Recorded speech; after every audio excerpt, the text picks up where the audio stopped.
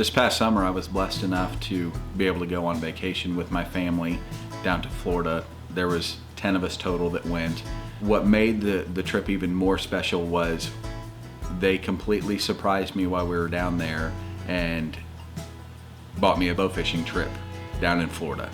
That is something I never thought that I would do, because living in Missouri and traveling to Florida to bow fish, we've got a ton of good bow fishing around here. I just didn't think I'd ever do it. And so I was super happy. I was stoked to be able to go. And I love my children to death, but they didn't go on the trip with me. It was just me and my wife. That was just a really special time for us to kind of get away, just me and her. And that's when I met Randy Dumars with Orlando Gator Hunts and Bow Fishing. We kind of hit it off from the very beginning. My normal job, my everyday 40-hour-a-week, 9-to-5 job is law enforcement. And I found out while we were on the trip with Randy that he was ex-law enforcement. He used to be a prison guard. And we just had a really good time. I shot some tilapia, shot some gar, and we just got to talking while we were on that trip. And we were seeing gators all over the place. And he said, "You need to come back and gator hunt with me." He kind of quoted me a price, and it was something that I just couldn't pass up.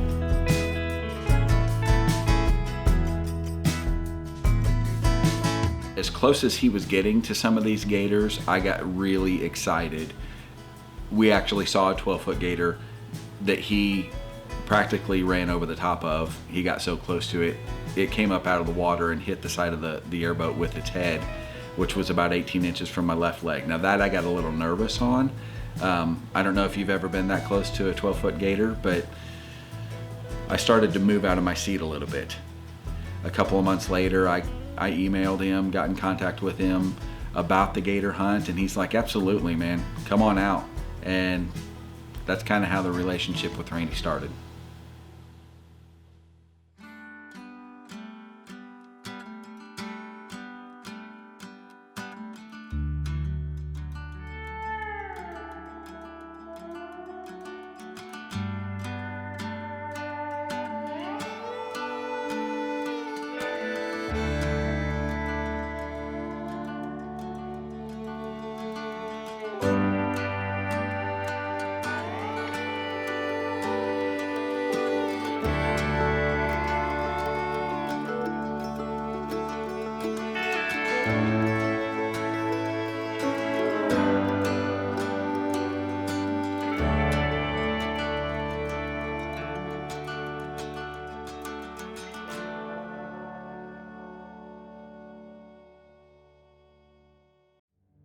So as the summer rolled on and we were getting closer to fall, we were also getting closer to needing to prepare to go back to Florida for the gator hunt.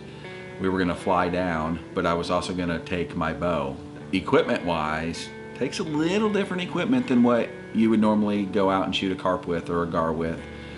And so we had to prepare. I had to get different arrows, I had to get a float for my bow. I got all of that in, and we went back down to Indian Point Marina. I had my Cajun sucker punch with me. These gator arrows are quite a bit heavier than a regular bow fishing arrow. So I'm gonna have a little bit of a learning curve. This is the first gator hunt I've ever been on.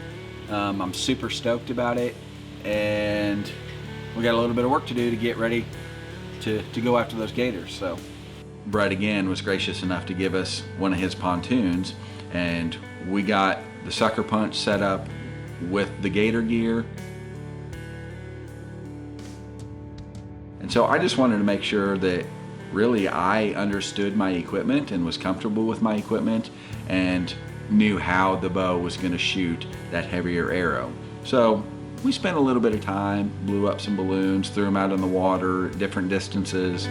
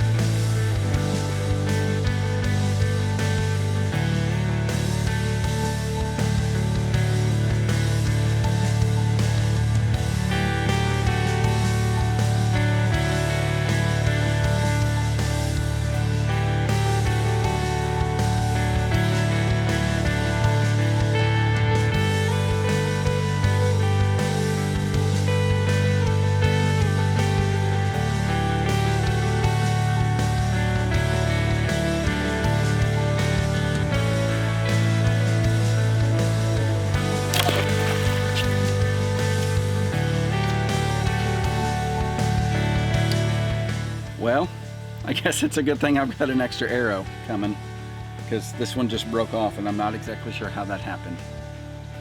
The setup was exactly the same as everything else I've done, and now my gator arrow is at the bottom of Table Rock Lake. I guess that means we're done for the day. I guess that means we're done. Yeah. Awesome. I didn't always hit what I was aiming at, but I started to become comfortable.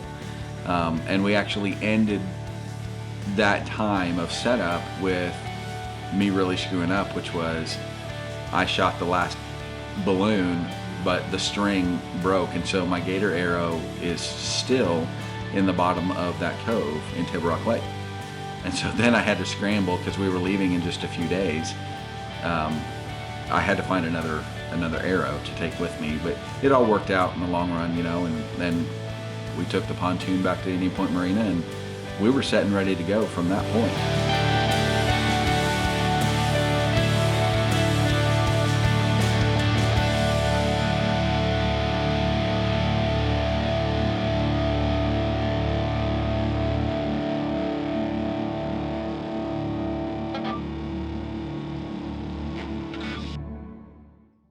Good morning, Crystal. Good morning. Oh gosh. Did you seriously not see that camera in your face? The day finally arrived that it was time to head back to Florida for the gator hunt. And we are about 30 minutes away from climbing on a plane and heading south. My gracious wife, I kind of bribed her a little bit and said, if you'll let me go on this gator hunt, I will take you with me, then we'll jump on a cruise after that. So we did that. My wife went with me and Scott and her jumped on a jet plane, and we headed south to Florida.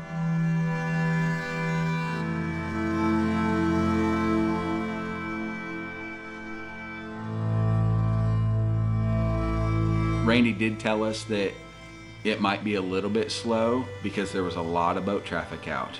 And I guess I attribute it kind of like Table Rock Lake on a Saturday.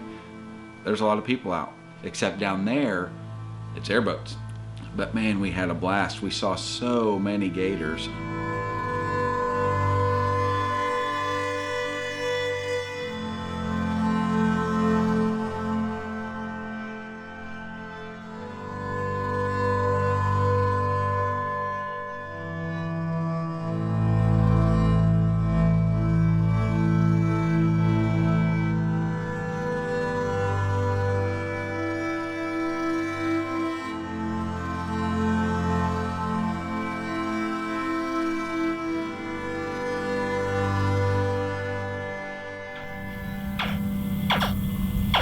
And we did all kinds of things to try to get those gators to come in.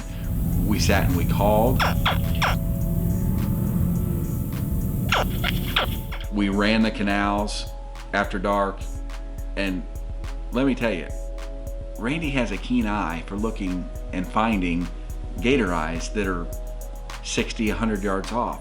I'm sitting in the front of the boat just having a good time. I didn't know what he was looking at, and next thing I know, he'd be cutting it to the left or cutting it to the right, and he had a laser pointer that he'd kind of point out the area where they were at so that I would know, and I don't think I saw half of the eyeballs that Randy saw.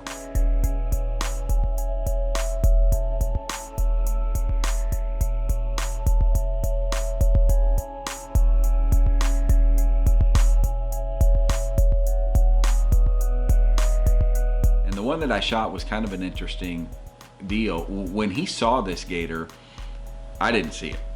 I don't know if Scott saw it or not, but I didn't see it. But he pointed out in an area where he says it's right there with his laser pointer. I still didn't see it. And so we knew that it was time to think about packing it in. And so he made a circle real quick, and the gator had gone about 80 yards or so, and he found it again.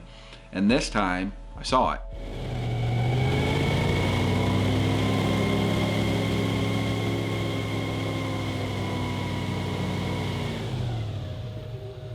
And so I asked Randy, I said, what are the odds of us finding a big gator between here and when we get back to the dock?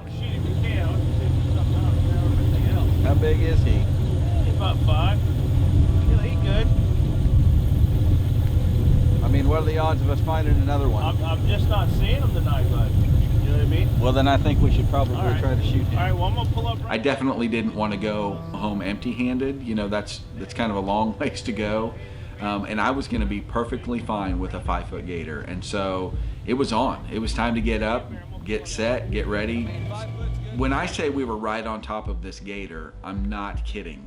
We were literally right on top, and I shot straight down. There was no angle to it. I shot straight down into the water. Take your time. Stick him right in the neck if you can. There you go. Oh, you just stoned him, killed him.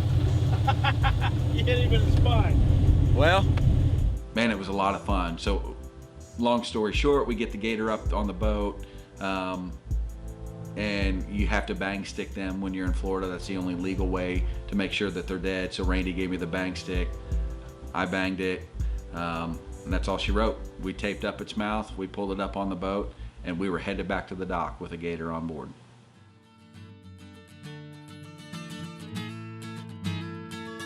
Since I was fortunate enough to harvest this gator, my wife had told me that I could get a head mount done on it. And so I contacted the taxidermist, and I did a full body mount, and that should be here shortly. She says that it will go right back here behind me by my deer heads. And I'm super excited about getting that in and being able to display it in my home. No, you're not. Redo that. That is not happening. Is that happening? No, Is that not happening? That story is better suited for the sheriff's department, where people can appreciate this story. Like, you interrogate someone, you show them that you killed an alligator. That's going to go much further in your abilities than here. It already looks like Wonders of Wildlife Museum in this place, and we do not have a Florida room.